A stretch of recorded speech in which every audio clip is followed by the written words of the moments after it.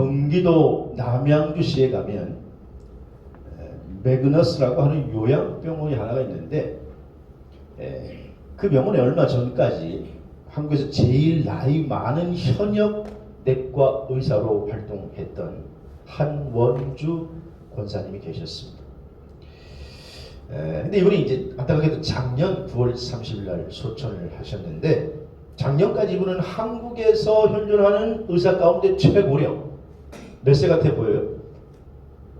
94세의 나이까지 의사로 현역 의사로 활동을 했고, 40년 넘는 세월을 소외된 이웃을 위해서 헌신했던 의사로 유명한데, 그래서 2017년에는 제5회 성천상을 수상하기도 했습니다. 성천상이 뭐냐 봤더니 그 의료 그 회사 JW 중매그룹이라고 의료품을 만드는 그 회사의 기업주 이기석 회장이 창업을 했는데, 그분의 생명 존중 사상을 기리면서 그 회사에서 만든 의료계에서는 매우 권위 있는 상이라고 합니다.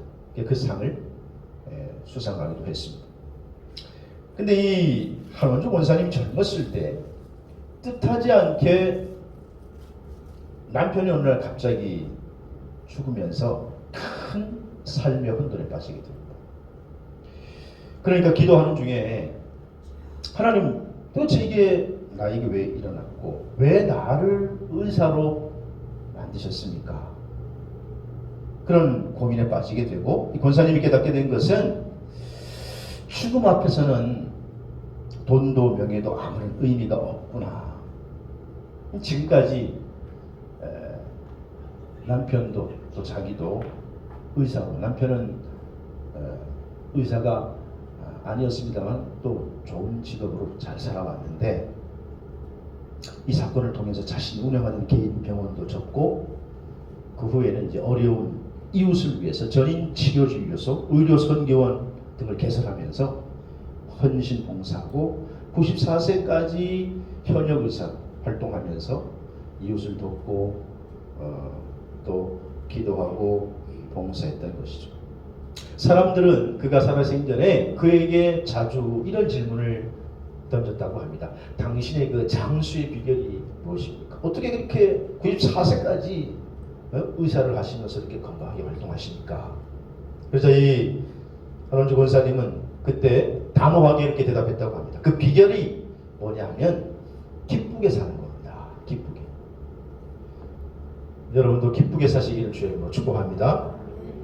그래서 본인이 기쁘게 살았기 때문에 아마 그런 것인데, 그 기쁘게 사는 나만의 비결이 있다면 세 가지가 있는데, 하나는 뭐냐? 누우려고 하지 않고 늘 움직여라. 눕지 않고 나는 자주 움직였습니다. 두 번째는 식사는 적게 하고 이제 과일로 보충했습니다. 그리고 셋째는 나누는 기쁨을 느끼며 살았습니다. 무엇인가 이제는 있으면 나누려고 하는 그런 삶을 살았을 때에 늘 자신을 기쁘게 살았고, 그리고 고령에도 그렇게 왕성하게 활동할 수 있었다고 고백했던 것입니다. 사랑하신 여러분, 예수 믿고 평강의 왕유 기쁨의 주가 되시는 주님이 주시는 기쁨의 삶이 오늘 저와 여러분에게도 넘치게 되기를 주의 이름으로 축원합니다. 오늘 본문의 말씀은요, 근데 이 기쁘게 사는 것과는 정 반대의 분위기가 오늘 말씀이 돼요. 오늘 말씀은 예레미야서인데, 이 예레미야는 제사장 hil기야의 아들로서 그가 활동했던 시기는 남유다가 거의 멸망 직전에 바벨론이라고 하는 거대한 강국이 약속을 침략해서 4차례에 걸쳐 1차, 2차, 3차, 4차에 걸쳐서 침략을 했기 때문에 유다가 서서히 멸망해 가는 그런 모습을 보면서 피 끓는 마음으로 자기 백성에게 예레미야 선지자는 하나님께로 돌아오라. 왜 이런 시련이 있는 줄 아느냐? 하나님께로 돌아와야 된다. 그렇게 외쳤던 눈물의 선지자, 또 불운의 선지자가 바로 예레미야입니다. 그는 40년 넘게 이렇게 유다 백성들에게 외쳤음에도 불구하고 그들은 이 선지자의 말에 귀 기울이지 않았습니다. 오늘 17장 말씀을 보니까 결국은 그래서 유다가 받게 되는 그 심판, 그리고 화와 복을 선언하고 있는 일부 내용의 말씀이죠. 5절에서 8절 말씀을 보면 하나님을 떠난 자는 결국 저주를 받게 되고 하나님을 의지하는 자는 복을 받을 것이다, 그런 내용입니다. 9절에서 10절 말씀을 보면 하나님은 사람의 마음을 살피는 분으로 각각 그 행위대로, 행실의 열매대로 보응하실 것이다 라고 하는 말씀입니다. 여러분, 하나님께서는 절대 주권자이신 줄로 믿으시기를 바랍니다. 그러므로 하나님에 대한 오늘 우리의 태도가, 하나님에 대한 인간의 태도가 어떠냐에 따라서 하나님께서 오늘 복과 화를 결정하신다. 그래서 오늘 본문 말씀을 가지고 이스라엘의 하나님은 이라고 하는 제목을 잡았습니다. 이스라엘의 하나님 첫째로 오늘 본문 10절에 보니까 행위대로 보응하신 분이다. 여러분 10절 보세요. 나 여호와는 심령을 살피며 각각 그 행위와 행실대로 보응하나니, 이렇게 말씀하고 있습니다. 사랑하는 여러분, 하나님은요 우리의 행위대로, 우리의 심은대로 거두게 하시는 분인 줄로 믿으시기 바랍니다. 여기 여호와께서 심장을 살핀다라고 하는 표현은 여호와께서 인간의 마음을 살핀다는 표현이고, 그 다음에 여기 행실대로 또 그 행위대로 보응하나니, 그 말은 그 행위와 행실의 열매로 하나님께서 적절한 상보를 내리신다라고 하는 것입니다. 신명기 7장 10절에 보면 그를 미워하는 자에게 당장 보응하여 멸하시나니 여호와는 자기를 미워하는 자에게 지체하지 아니하시고 당장에 그에게 보응하시느니라 그랬고, 갈라디아서 6장 7절에도 스스로 속이지 말라, 하나님은 업신여김을 마무리 여김을 받지 아니하나니 사람이 무엇으로 심든지 그대로 거두리라, 그렇게 말씀하고 있습니다. 하나님은 예나 지금이나 심은 대로 거두게 하시는 분이신 줄로 믿으시기를 바랍니다. 열왕기하 9장에 보면 아합의 부인 북이스라엘의 왕후였던 누구죠? 이세벨이라고 하는 사람이 비참하게 죽는 내용이 소개됩니다. 이세벨의 왕후가 이렇게 비참하게 죽게 된 것은 이미 열왕기상 21장 23절에 선지자 엘리야를 통해서 예언이 되었습니다. 그가 이스라엘 곁에서 그 시체가 개들에게 먹힐 것이다, 이렇게 엘리야가 수십 년 전에 예언한 후에 어느 날 아합의 아들 북이스라엘의 왕이었던 요람 왕이 병에 듭니다. 그때에 남유다 왕이었던 아하시야가 요람 왕이 병들었다는 소식을 듣고, 그때는 좀 이 북과 남이 관계가 좋아서 문병을 하러 갑니다. 때마침 문병을 하러 간 그 사이에 북이스라엘의 예후라고 하는 신하가 쿠데타를 일으키고, 그래서 북이스라엘 요람과 남유다 아하시야 왕을 같이 죽여요. 쿠데타가 성공을 해요. 자, 나중에 이 소식을 이 요람의 어머니 이세벨이 듣고 불안하고 두려워하죠. 하지만 두려움을 감추기 위해서 화장을 하고 머리를 단장한 후에 자기를 죽이려고 오는 예후를 맞이하는데, 그때 이세벨이 예후를 직접 비난하지 않고 빗대어서 비난하기를 열왕기하 9장 31절에 보니까 이르되 주인을 죽인 시므리여 너 평안하냐, 이렇게 비꼬요. 그랬더니 그 이세벨의 조롱을 들은 이 예후가 화가 나서 32절을 보면 내 편이 될 자가 누구냐 소리를 지르니까, 그때 이미 판은 기울어졌고 정권은 예후가 잡은 걸 안 이 시녀들이, 왕궁에 사는 사람들이 얼마나 눈치가 빨라요. 아사키. 그러니까 그냥 배신을 해서 이 시녀 몇 명의 얼굴을 쓱 내밀면서 접니다. 그러니까 저 여자를 들어 던져 죽여라.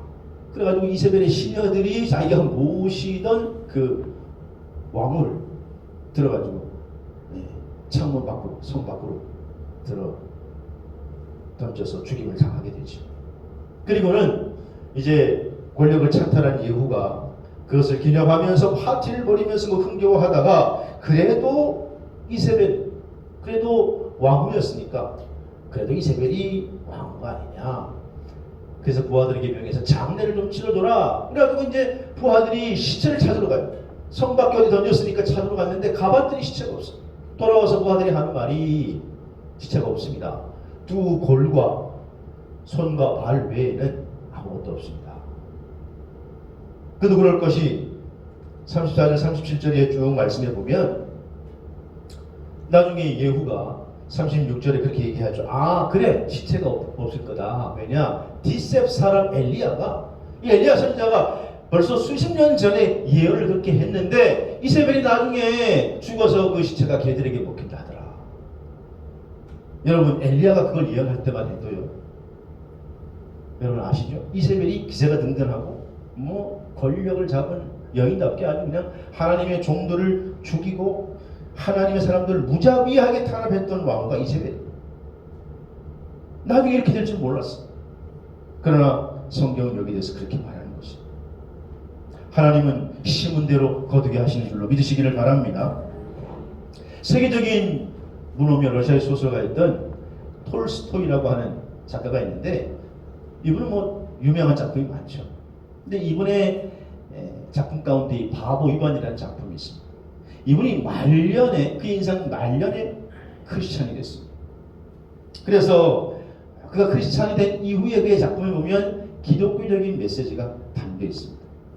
이 바보 위반은요 이런 내용이에요. 어느 시골 농가에 부유한 농부가 살고 있었어요.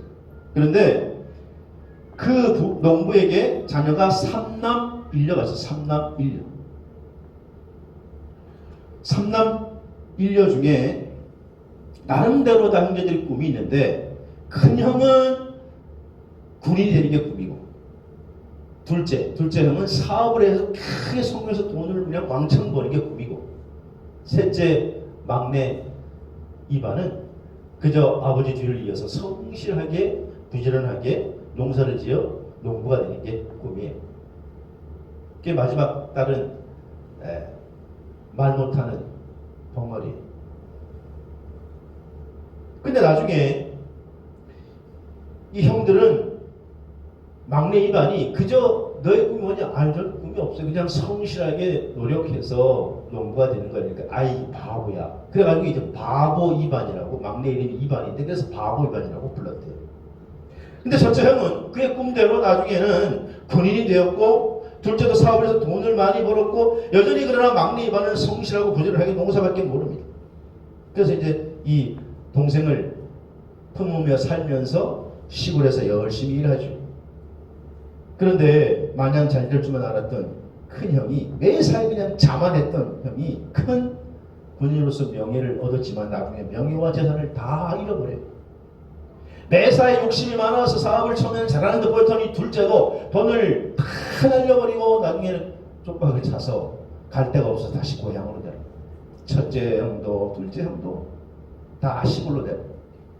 이 막내 이반이 이 형들을 다 받아줍니다.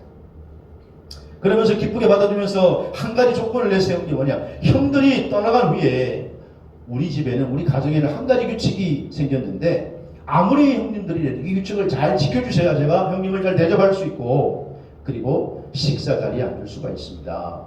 그래 그게 뭐냐? 우리 가정에서는 식사할 때 손에 굳은 살이 배긴 사람이 식탁에 제일 좋은 자리에 앉아서 제일 좋은 음식을 먹고 게을러서 손에 굳은 살이 배기지 않은 사람은 다른 사람이 다 먹을 때까지 먹을 자격이 없습니다.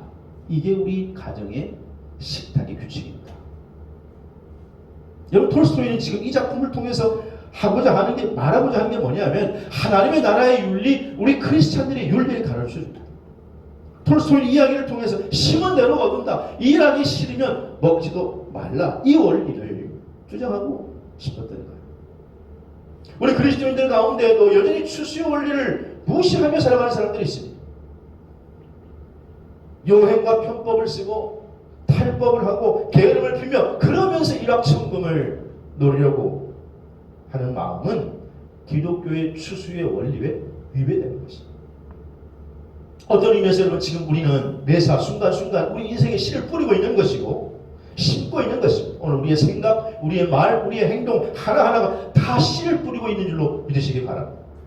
지금 우리의 모습은 과거에 내가 살아왔던 삶을 거둔 것이고 미래의 모습은 현재 내가 심은 것에 따라서 또 달라지게 되는 것이죠. 천국의 내 모습은 지금 이 땅에서 내가 믿음으로 심은 대로 영광의 모습으로 마지막에 드러나게 될 줄로 믿습니다. 그러면 오늘 우리의 매일의 삶 속에서 심은 대로 거둔다는 진리를 품고 살아가야 될 줄로 믿습니다.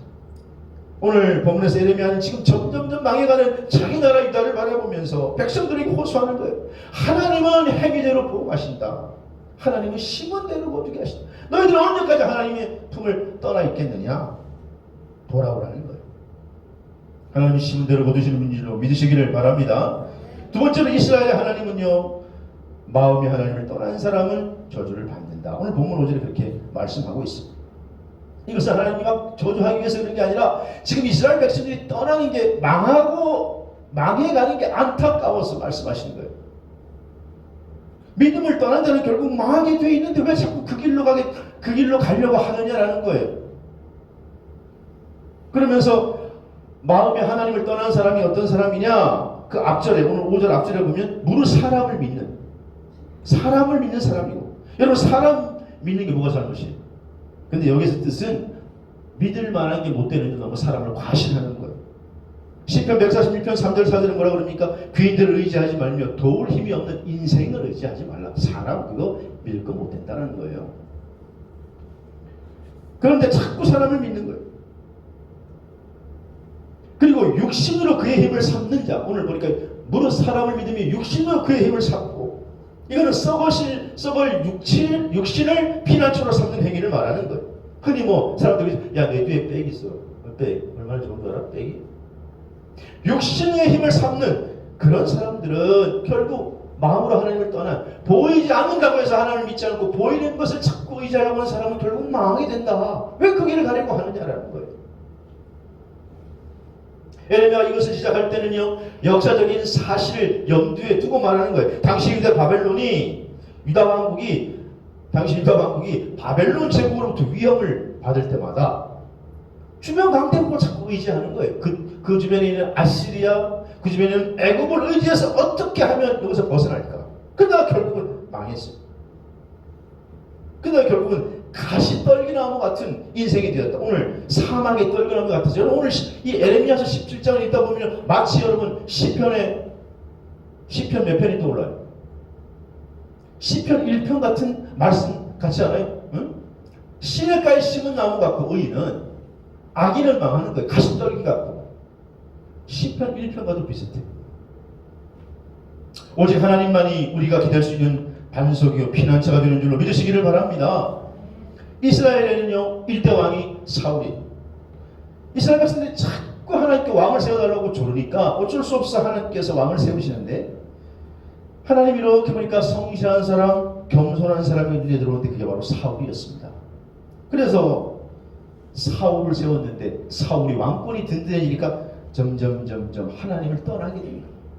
살만하니까 하나님을 떠나게 됩니다.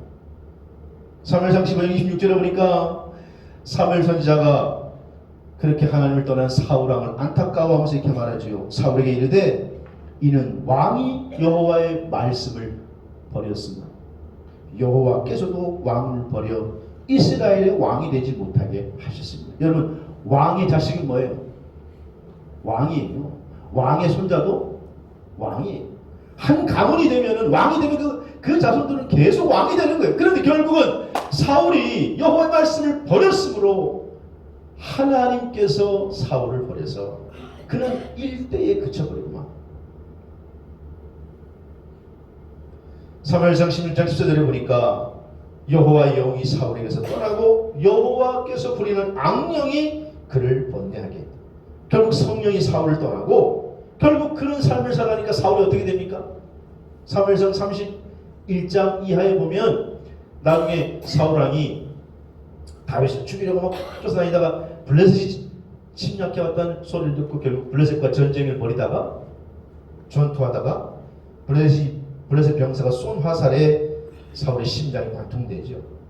그리고는 사울이 아마 죽어가면서 자기 인생을 짧은 시간 동안 회고해봤겠죠. 너무 부끄러우니까 야 내가 그래도 저 이방인이 쏜 화살에 맞아 죽으니 내 스스로 죽겠다 그러면서 자기를 지키고 있던 경호원에게 나를 빨리 죽이라고. 내가 어떻게 이방 사람에게 죽겠느냐. 근데 이 경호원이 주저주저 하니까 결국 자기가 자기 칼로 찔러서 죽는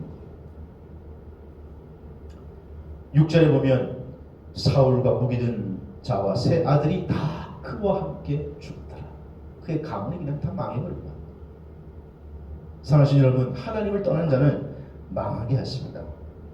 지금 하나님을 떠나서 점점 멸망하고 가고 있는 유대 백성들을 보면서 그래서 에레미야가 안타까워서 눈물로 통곡하는 거예요. 그 망한 길로 가지 말고 여호와께로 돌아와라. 여호와께로 돌아오라. 출애굽기 32장에 보면 또 하나의 무서운 사건을 소개하는데 출애굽한 이스라엘 백성들이 시내산 앞에 있습니다. 하나님께서 지도자 모세를 시내산으로 불러 올리시죠. 시내산 꼭대기로 오라는 거예요. 왜? 십계명을 주려고. 그런데 산 밑에서 기다리고 있던 이스라엘 백성들이 모세가 올라간 지 꽤 지났는데도 내려오지 않으니까 40일이 지났는데도 내려오지 않으니까 웅성웅성하기를 야 어떻게 된 거야? 도망간 거 아니야? 죽은 거 아니야? 그런 여론이 급속하게 퍼지니까 그 산 밑에 있는 이스라엘 백성들이 여론이 들끓는 거예요. 그러니까 백성들이 아론에게 와서 아니 모세는 오지 않고 그러면 우리를 인도할 신을 만들어 달라고. 그러니까 결국 아론이 백성들의 기세에 눌려가지고 금송아지를 만든. 출애굽기 32장 5절에서 6절에 보니까 금송아지를 만들어 놓고 내일이 성일인데 뛰고 먹고 즐기는 거예요. 일찍 번제 드려놓고 한마디로 일찍 예배 드려놓고 그 다음에 와가지고 그냥 왕창 먹고 마시고 뛰고 즐기는 거예요.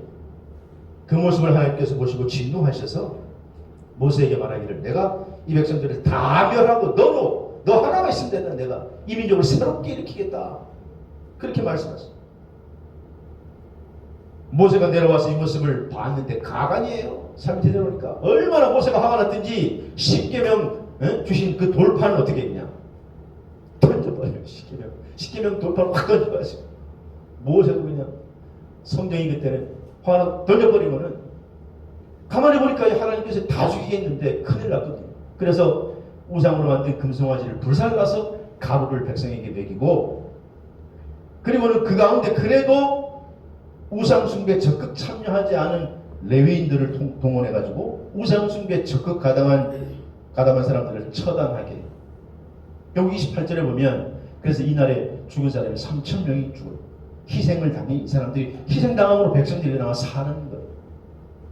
여러분 이 메시지가 뭡니까? 결국 하나님을 떠난 자는 망하게 된다는 거예요. 오늘 에레미야가 점점 망해가는 백성을 보면서 눈물로 호소하는 거예요. 그런데도 그 호소를 40년 동안 외쳐도 듣지 않으니까 역사적 팩트인데 결국 남은 자는 바벨론에서 BC 587년, 오늘 586년이라고 하는데 그때 나라가 사라져버리게 됩니다. 사랑하신 여러분, 우리는 지금 내가 믿음 안에 있는가 믿음 밖에 있는가 내 삶의 위치를 점검해야 될 줄로 믿습니다. 미국의 원로 배우 가운데 패트리샤 닐이라고 하는 유명한 배우가 있습니다. 60년대 말 오스카상을 탔고 아카데미 여우주연상도 거머쥔 유명한 배우. 근데 이 패트리샤 닐은 한때 너무 불행한 삶을 살았습니다. 자기 어린 딸을 유모차에 싣고 가다가 차가 치고 가는 바람에 이 딸이 그냥 그때 다쳐가지고 심한 중상을 입었고 둘째 딸은 더군다나 홍역을 앓다가 죽습니다. 자기도 이런저런 안 좋은 일 때문에 고민하니까 나중에 유출병에 걸려서 거의 죽게 되었을 때 이 여인의 삶은 이제 희망이 없었습니다. 끝이었습니다. 몸과 마음의 상처투성이. 하나님 도대체 나에게 왜 이러시나? 내가 하나님을 믿는 백성인데 내가 나에게 왜 이러시나? 그러나 어려서부터 믿음 생활을 했던 그 믿음, 마음속에 있는 하나님 말씀을 다시 한번 꽉 부여잡고 흔들리는 믿음을 재정비하고 추스려서 다시 일어나 재개해가지고 결국 나중에 오스카상까지 타게 되는 것이죠. 이 여인을 아주 데뷔 때부터 취재했던 기자가 하루는 이 배우의 집에 찾아와 질문을 합니다. 당신은 이렇게 어려움이 많았는데 그럼에도 불구하고 오늘 이렇게 우뚝 미국의 유명 배우로 서게 된 성공의 원인이 무엇입니까? 그 절망적인 상황에서 어떻게 일어날 수 있었습니까? 그랬더니 이 패트리샤 닐이라고 하는 배우는 자기 방에 있는 한 액자를 가리킵니다. 그리고 액자에 뭐라고 적혀 있었냐 보면 두려움이 나의 마음의 문을 두드릴 때 하나님을 향한 나의 믿음이 떠나가지 않게 하라. 두려움이 나의 마음의 문을 두드릴 때 하나님을 향한 나의 믿음이 떠나가지 않게 하라. 믿음 안에 성공이 있고 믿음 밖에는 아무것도 없다.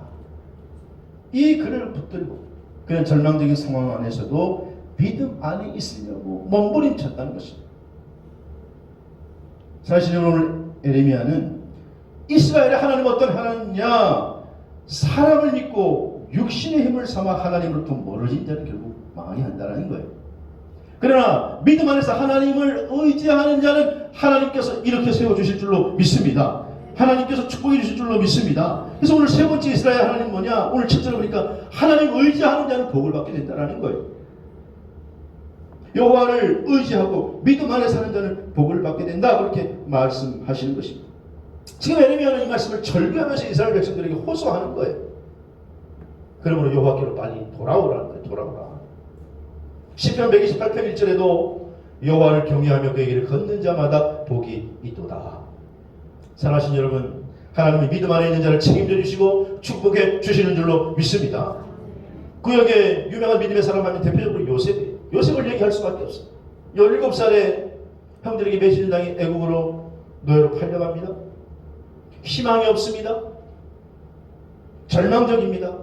하지만 요셉이 30살에 애국의 총리가 되는데 그때까지 그 13년 동안을 어마어마한 고난을 받게 되는데 그 고난적인 상황 속에서도 그는 언제나 늘 믿음 안에 있었다는 거예요. 창세기 39장에 보면 여호와께서 요셉과 함께 하심으로 그가 형통한 자가 되어서 그가 노예로 살 때인데도 그 주인이 요셉을 보고, 야, 너는 보통 놈이 아니네.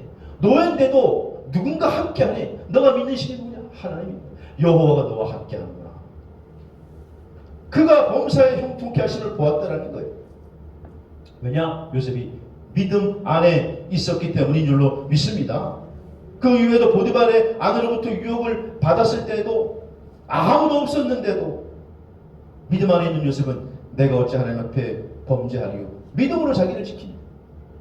믿음을 지키고 믿음으로 살아가면 더 잘 돼야 될 텐데 때로는 그렇지 않아요. 믿음을 지켰는데도 더 큰 고난이 찾아와서 노예가 아니라 이번에는 범법자가 되어서 감옥에 갇힙니다. 여러분, 하나님은 그러나 믿음 안에 있는 자에게 시련이 있을지언정 실패는 없게 해주시는 줄로 믿으시기를 바랍니다. 결국 복 있는 자리에 올려놓는 것이. 감옥에 갔는데 거기에 술 맡은 관원장, 떡 맡은 장관을 만나가지고 그들의 꿈을 해석해주므로 그게 바로왕까지 알게 돼서 나중에 역전하게 하시는 거예요. 결국 애굽의 총리가 되는 거예요. 여러분, 지금 상황은 가장 밑바닥인데 노예도 아니고 죄인이고 범죄자의 몸인데 하나님께서는요, 그를 하루아침에 역전시켜서 애굽의 총리로 삼아 주시는 것이죠. 결론은 뭐냐? 하나님은 절대 주권자라는 거예요. 그분은 하늘과 땅을 만드시고 지금도 역사를 주관하시는 분이신 줄로 믿으시기를 바랍니다. 그러므로 그 하나님 안에, 믿음 안에 있는 자 하나님 책임져 주시고 복을 주신다는 그 사실을 오늘 에레미야가 증언하고 있다는 거예요. 20세기 중반 미국에서 한참 석유 사업이 유행할 때 서부 텍사스에서 석유 사업으로 부자가 된 3명의 사람이 있어요. 하나는 존 뉴턴, 워터포드, 그리고 프랜스톤이라고 하는 사람입니다. 이 3명의 친구가 동업을 해서 석유 사업에 뛰어들어가지고 하루아침에 어마어마한 갑부가 됐어요. 그러니까 이 3명의 친구가 이제는 뭐 갑부가 됐으니까, 야, 이제 우리 놀러가자. 동부 뉴욕으로 놀러가자. 대도시 뉴욕으로 여행하자. 그래서 뉴욕에 도착해가지고 뉴욕의 제일 좋은 엠베서더 호텔 당시 29층 스위트룸을 예약을 하고, 돈이 많으니까 뭐, 그리고는 시내 다운타운으로 가서 즐기자. 아니고 그냥 돈을 그냥 흥청망청 쓰고, 술도 얼큰하게 취해가지고, 그래가지고 이제 늦게 호텔에 들어왔어요. 근데 문제가 생겼어요. 호텔에 들어왔는데 당시만 해도 이 호텔에 그런 일이 생겼나봐요. 엘리베이터가 고장이 났어요. 그래가지고 엘리베이터가 정상까지 운행이 안 되는 겁니다. 근데 이 사람들이 누구예요? 지금 스위트룸에 숙박해 있는 VIP 아니에요? VIP. 그러니까 직원이 와가지고 당황해가지고, 지금 29층까지 갈 수가 없습니다. 저희가 2층으로 당장 모실 테니까 2층에 오늘은 누구시죠? 그러니까 이 3명의 친구가 무슨 저 우리 아직 젊은데 뭐 괜찮다 걸어가겠다고. 아닙니다. 괜찮아 걸어가자.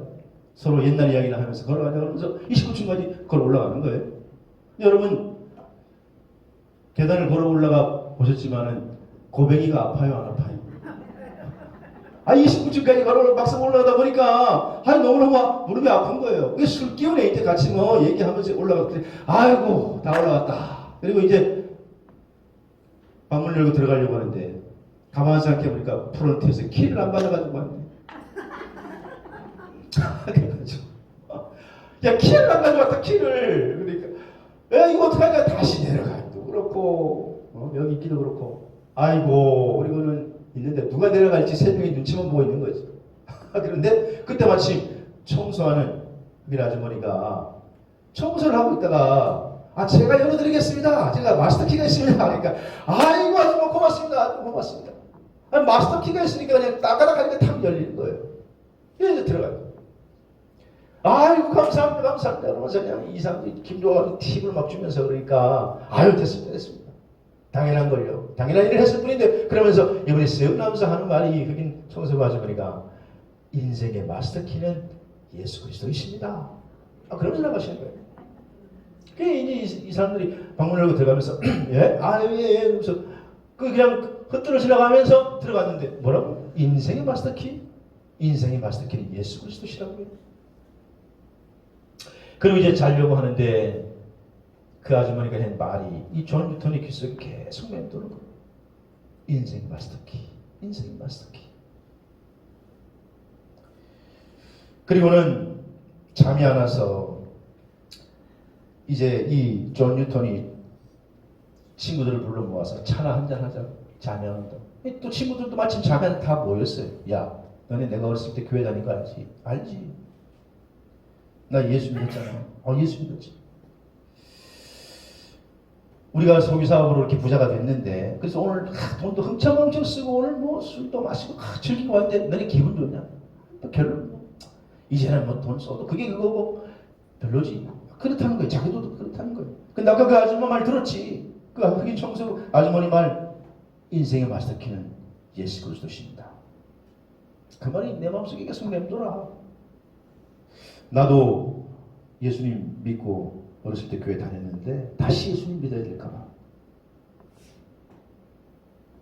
그래서 그 존 뉴턴이 그 자리에서 다시 회심을 하고 예수 믿기로 하고 친구들도 다 받아들여서 같이 예수 믿기로 하니까 성령이 그 자리에 임재해서 그분들이 다시 신앙생활을 하게 됩니다. 그리고 나중에 그분들이 그 유명한 부흥사인 빌리 그레함의 재정적 후원자가 돼요. 그래서 사실 빌리 그레함 목사님이 말씀도 잘 전하시지만 그 뒤에 그 든든한 후원자들이 있었기 때문에 어마어마한 사역을 감당하시게 되는 것이죠. 존 뉴턴이 또 친구들이 그 아주머니에게 들었던 말, 인생의 마스터 키는 진짜 키는 예수 그리스도이십니다.